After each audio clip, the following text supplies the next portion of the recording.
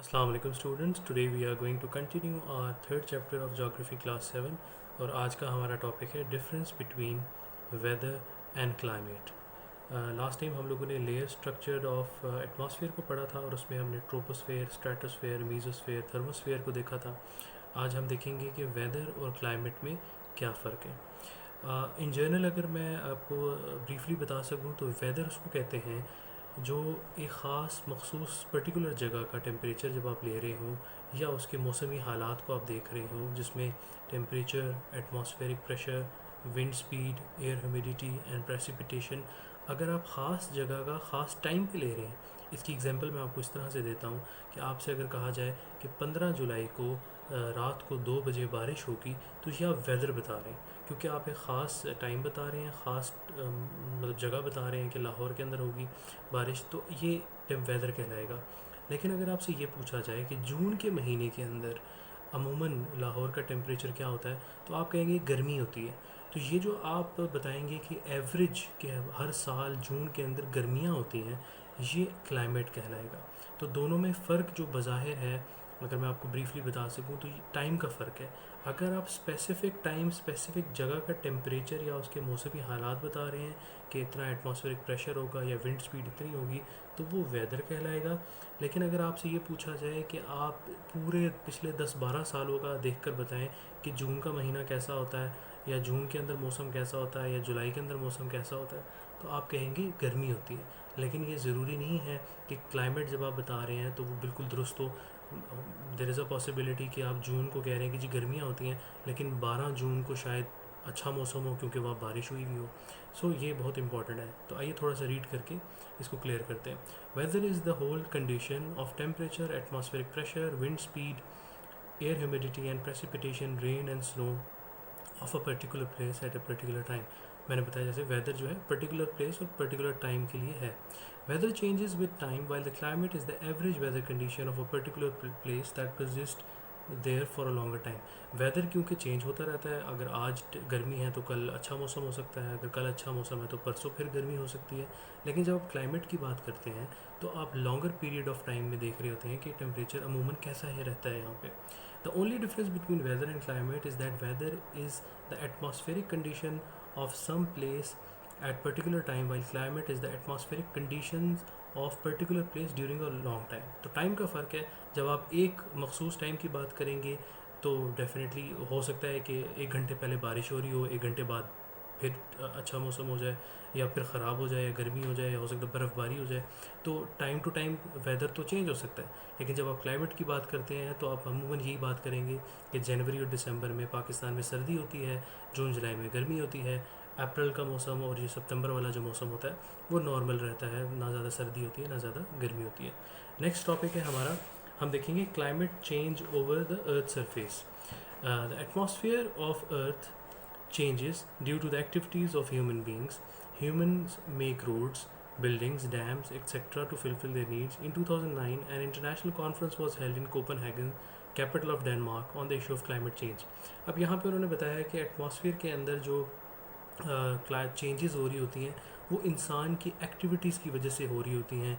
जैसे कि हम रोड्स बनाते हैं, बिल्डिंग्स बनाते हैं, डैम्स बनाते हैं, तो इस वजह से भी काफ़ी ज़्यादा चेंजेस एटमॉस्फेयर में हो रही होती हैं। डस्ट पार्टिकल्स भी जा रहे होते हैं। हम मशीनरी फैक्ट्रीज जब चला रहे हैं तो यहाँ से हीट भी ऊपर जा रही है। तो 2009 के अंदर एक इंटरनेशनल कॉन्फ्रेंस हुई थी क्लाइमेट चेंज के ऊपर कोपेनहेगन के अंदर। वैसे तो ये हर साल ही मीटिंग होती है। अभी पिछले रिसेंटली माल्टा एक जगह है वहाँ पे हुई थी, उससे पहले माले में हुई थी, उससे पहले पेरिस में हुई थी। तो अमूमन काफ़ी जगहों पर यहाँ पे जो इनकी मीटिंग है क्लाइमेट चेंज की वो होती रहती है। Many countries of the world participated in this conference. Many decisions were taken in conference to reduce the release of carbon dioxide to control the trend of increasing temperature on earth. जो ख़ास तौर पे इस meeting का इन्होंने इस book में जिक्र किया, उसकी रीज़न ये थी कि कोपेनहेगन की ये जो मीटिंग हुई थी क्लाइमेट चेंज के हवाले से, इसमें कार्बन डाइऑक्साइड की जो इमिशंस है, कार्बन डाइऑक्साइड जो रिलीज़ हो रही है हमारे एटमॉस्फेयर में और जिसकी वजह से टेम्परेचर बहुत ज़्यादा इंक्रीज़ कर रहा है, उसको कंट्रोल करने की बात की गई थी। A specific amount of carbon dioxide is necessary for life on Earth, but the quantity of carbon dioxide (CO2) is rapidly increasing in the world. अब जाहिर सी बात है कार्बन डाइऑक्साइड का एक स्पेसिफिक अमाउंट तो हमारे लिए ज़रूरी है, क्योंकि definitely carbon dioxide plants inhale करते हैं, वो ऑक्सीजन एक्सहेल करते हैं, मतलब वो हमें ऑक्सीजन तभी दे पाएंगे जब उनको कार्बन डाइऑक्साइड मिलेगी। अब एक अमाउंट तो कार्बन डाइऑक्साइड की ज़रूरी है इस अर्थ के ऊपर, ग्लोब के ऊपर, लेकिन जब ये ज़्यादा इंक्रीज़ कर जाती है तो वो नुकसानदेह है। Increase in the quantity of carbon dioxide and other dangerous gases in atmosphere are due to the smoke release during the use of energy sources, example coal, oil, natural gas.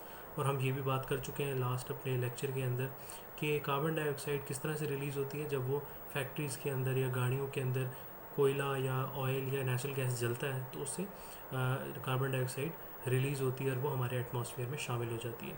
और हमने ये भी बात की थी कि कार्बन डाइऑक्साइड जो है वो एक हैवियर गैस है और वो एटमॉस्फेयर के अंदर तकरीबन पिछले 200 सालों में 25% इंक्रीज़ कर गई है।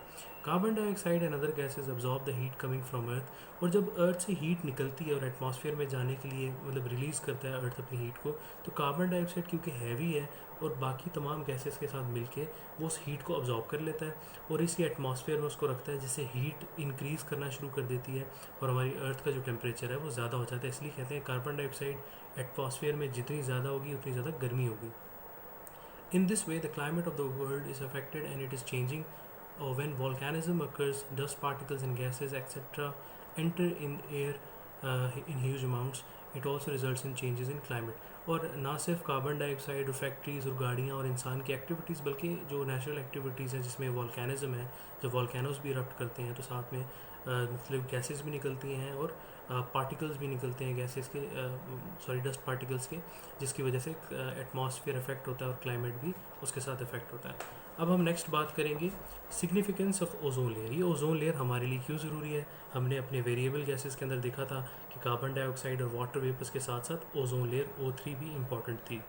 और हमने जैसे जनरली हमने पढ़ा था कि ओजोन लेयर क्या करती है, अल्ट्रा वायलेट रेज को फिल्टर करके नीचे भेजती है। जो अच्छी वाली अल्ट्रा वायलेट रेज जो हमारे लिए सूटेबल है वो सन रेज के साथ भेज देती है, जबकि जो हमारे लिए अल्ट्रा वायलेट रेज जो नुकसानदेह है उनको फिल्टर करके ओजोन लेयर रोक देती है। One of the atmospheric gases is ozone, हमने बात की थी ओजोन है।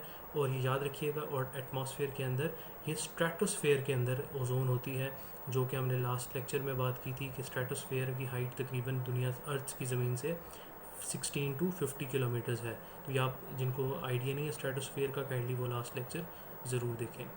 Ozone is produced and destroyed naturally, और ये भी याद रखिए कि ओजोन डिस्ट्रॉय जिस तरह से होती है वो नेचुरली प्रोड्यूस खुद को बनाती भी रहती है। It is present in the upper portion of the atmosphere, हमने बात की थी स्ट्रेटोस्फेयर में है वो एटमॉस्फेयर में।